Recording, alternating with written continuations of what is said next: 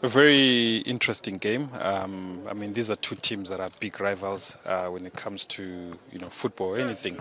And obviously, South Africa being in a very good position at the top with 16 points off 7 games, and then you've got Nigeria who are sitting on 10 points.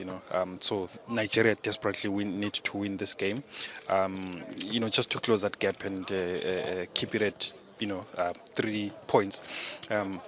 And I mean, when I look at the way that the two teams, there's been a lot of changes since the last two games that they played. You look at South Africa, the back line totally changes.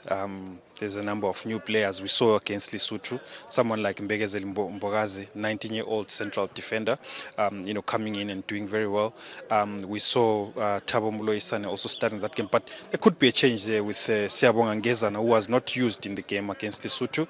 We could see Ngezana coming in to replace Moloisane, obviously because of his experience. I mean, Mbogazi, it was his first game.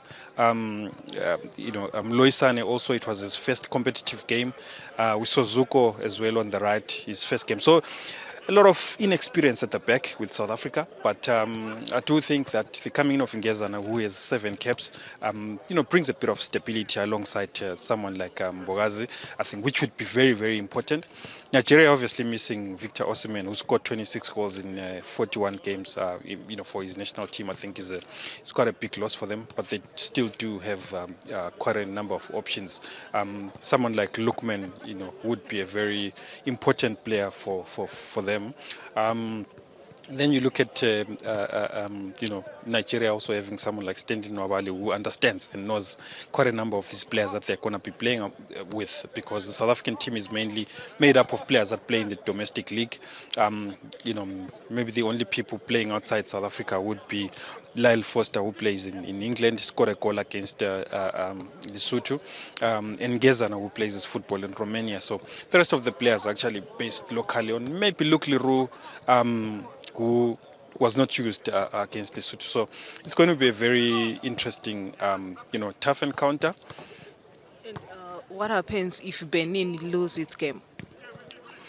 Obviously, there's 2 more games, coming up. Benin are sitting on 11 points.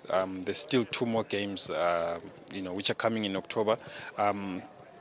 What it would mean, depending on the result between South Africa and Nigeria, if South Africa wins, it means Benin cannot finish as group leaders, but they would obviously fight to finish as second place finishers. You do know that the 4 of the best second place finishers go to a playoff.